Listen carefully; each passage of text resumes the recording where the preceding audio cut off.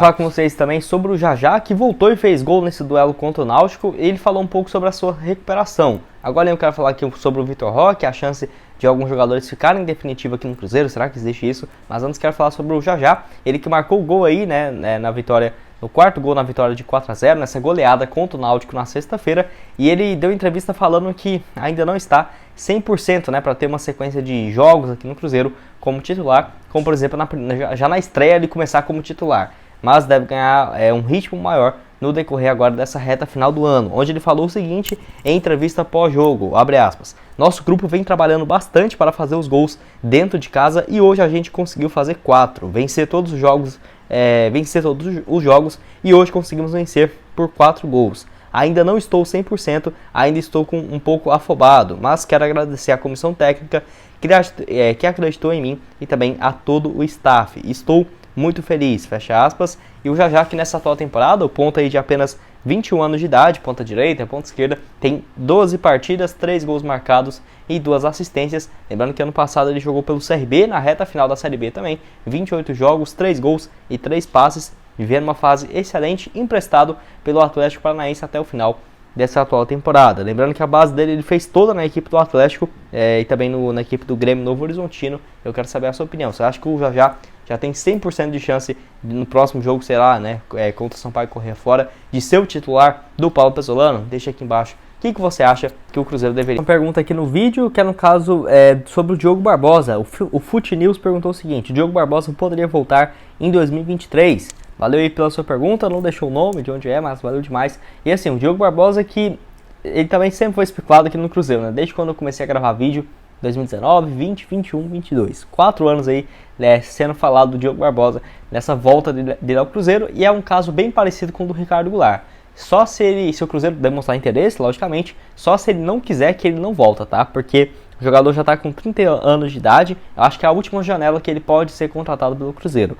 E nessa atual temporada ele tem sido reserva no Grêmio. Nos últimos 4 jogos ele só jogou no jogo contra o CRB, derrota para a equipe alagoana por 2-0. Ele é o reserva na posição 16 jogos no ano. Está na sua terceira temporada pelo Grêmio e só foi titular em 2020 com 32 jogos e 3 assistências. Foi comprado pelo Palmeiras, saindo do Cruzeiro em 2017 por apenas 4 milhões de reais. Ele mesmo falou que não queria deixar o Cruzeiro naquela época, com um excelente ano, né? 2017, primeiro ano dele, ganhou a Copa do Brasil, foi o líder de assistências nessa posição, com 5 passes, 2 gols e 59 jogos.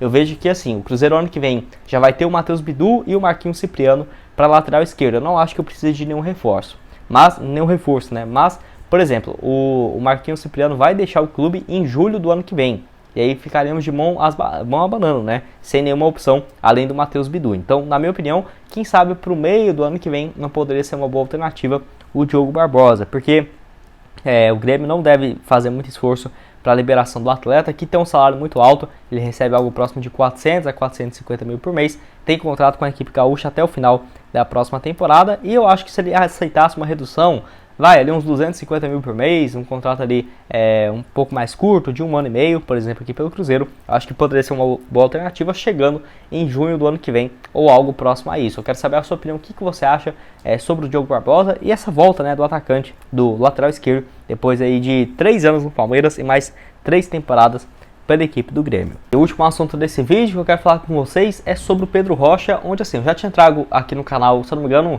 uns 40 dias atrás, né, sobre o jogador e aquele processo envolvendo ele, o Cruzeiro e a Digimais, onde assim, teve uma outra atualização por meio de um blog do Atlético Paranaense, eu deixei aqui os créditos para eles, falando sobre o Cruzeiro e a dívida que tinha com 3 jogadores do Furacão, que era no caso o Pedro Rocha, o Orejuela e também o Dedé. Lembrando que o Pedro Rocha e o Dedé já deixaram o clube, mas essa matéria aí ele mostrou qual que é os valores, né, que o Cruzeiro deve Pedro Rocha, e são aqueles mesmos divulgados pela Raposa naquela recuperação judicial no mês passado. Porém, tivemos mais detalhes. Por exemplo, o atacante tem 5.475.000 reais a receber do Cruzeiro, isso só de verbas rescisórias e salários atrasados em relação a 2019. Desses 5.400.000, 3 milhões é cobrança do próprio jogador e os outros 2.200.000 reais, 2.469.000 por conta da outra empresa, a Rocha Neves e Negócios Desportivos, por parte dos seus empresários. Então,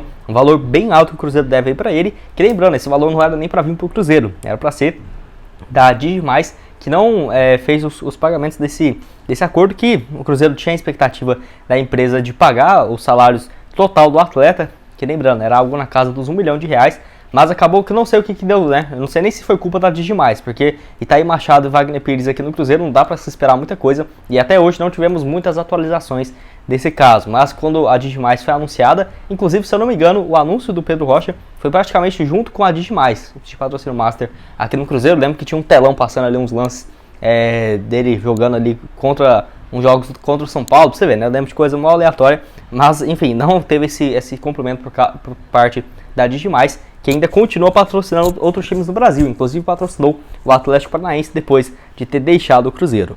Além disso, o Cruzeiro devia, no caso, e ainda deve, para o Orejuela, algo próximo de €1.700.000, quase R$6 milhões, por conta, deve ir ao Ajax, um valor bem alto, não esperava um valor desse tamanho, e o Dedé, que todos nós sabemos, quase 16 milhões, e ele cobrando quase 20 milhões nessas atualizações, né, junto à Justiça do Trabalho. Mas enfim, só lembrando que o Pedro Rocha, igual eu falei para vocês, mudou para um outro time aqui no futebol brasileiro, 27 anos de idade, assinou aí com Fortaleza, ainda não fez a sua estreia. E lembrando, desde quando ele saiu do Cruzeiro, ele nunca conseguiu ter uma boa sequência, né? Um atleta com salário muito alto. Eu mesmo vejo que, sei lá, acho que poderia estar muito bem jogando ali em outro time da Rússia ali, por exemplo, ou algo nesse sentido. Eu vejo que até ele no São Paulo, tá? Não acho que daria errado, não. Ou por exemplo, ali voltasse pro Grêmio, tá?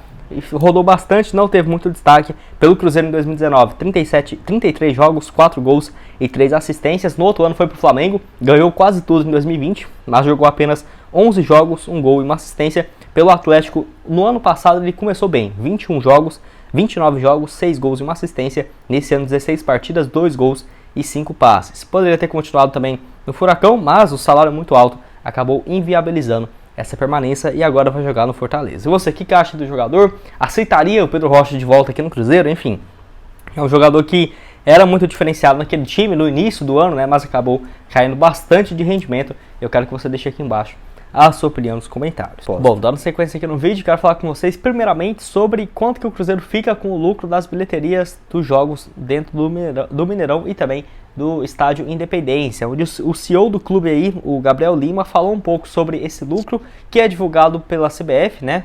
Que até mesmo quando o Globo Esporte e a CBF traz esses números, eles colocam lá que o valor depois de taxas, né, para o clube vai ficar menor do que aquele divulgado. De acordo assim com o Gabriel Lima, cerca de 50% do valor que é publicado nesse borderô, que é o chamado, né, da CBF, apenas 50% do valor total fica com o Cruzeiro, onde o Gabriel Lima, em entrevista, falou o seguinte, abre aspas, sai o borderô, o valor total, mas como se esse valor entrasse 100%. Porém, tem um imposto da SAF, que é um imposto novo, um imposto do futebol, tem pagamento para a tiqueteria, uma série de pagamentos que são feitos após esse valor total, que dá um valor bem menor, em torno de 50% a menos do que sai nesse borderô da CBF, fecha aspas, que vai lembrar, nesses primeiros 5 anos da SAF, a legislação prevê o recolhimento de 5% da receita mensal do clube, e a partir do 6º ano é um percentual de 4% do lucro mensal aí do Cruzeiro, que é uma lei, igual o Lima aí falou, que é uma lei nova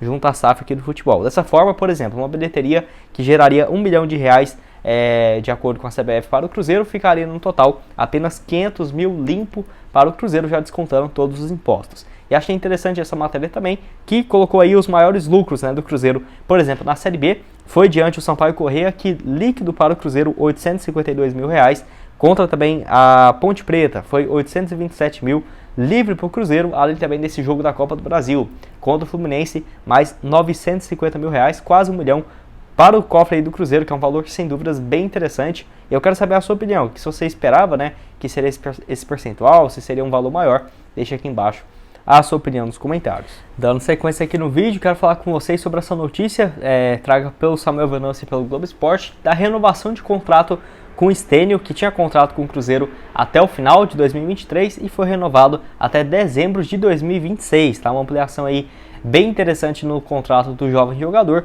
justamente depois dele voltar de empréstimo do futebol italiano, onde ele jogou no Torino, e voltou aqui ao Cruzeiro, teve as primeiras oportunidades, fez aquele gol na vitória diante do Bahia, e é um jogador, na minha opinião, com muito potencial. Até fiquei surpreso, né? Um contrato bem longo, um dos recentes renovados com maior vínculo, né, com o Cruzeiro, e achei interessante para não ter risco, né, de perder o jogador de graça, ou por exemplo, ele tem um salário baixo e algum time do Brasil tem interesse de comprá-lo em definitivo. Não foi informado, por exemplo, o valor da multa rescisória, mas pelo Cruzeiro ter um contrato muito longo com o jogador e 70% dos seus direitos econômicos, se aparecer uma proposta aí, pode ter certeza que o Cruzeiro não vai liberar por valores baixos. Nessa atual temporada, ele voltou de empréstimo do Torino, fez 3 jogos pelo time principal, 1 gol marcado na vitória diante do Bahia. E lembrando que na temporada passada inteira ele passou um ano no time do B do Torino, a equipe sub-19. Jogou por lá o torneio Primavera e foi bem, 29 jogos, 6 gols marcados, e tinha até uma opção de compra caso a equipe italiana queira ficar com ele, que era de 13 milhões de reais. Ele até teve bons números, foi o titular absoluto, mas eu vejo que como ele não começou a jogar no time de cima, a equipe italiana pensou melhor, e não quis fazer essa compra, que eu acho que foi bom pro Cruzeiro, tá? 13 milhões de reais pelo Stênio, eu acho que, sei lá, é um valor ok, pensando que o Cruzeiro recebeu 12 milhões pelo Vitor Roque, mas eu vejo que ele valeria bem mais tendo uma sequência aqui pelo Cruzeiro, e lembrando que seria apenas 70% em cima desses 13 milhões, ele já teve chance na Raposa com o Anderson Moreira. Em 2020 ele fez 8 jogos e uma assistência, ano passado 10 partidas, somando no total ele tem aí pelo Cruzeiro 21 jogos com 1 gol e uma assistência, fora aí as participações da base desde o Sub-15 em 2018. Você, o que achou dessa renovação de contrato do Ponta?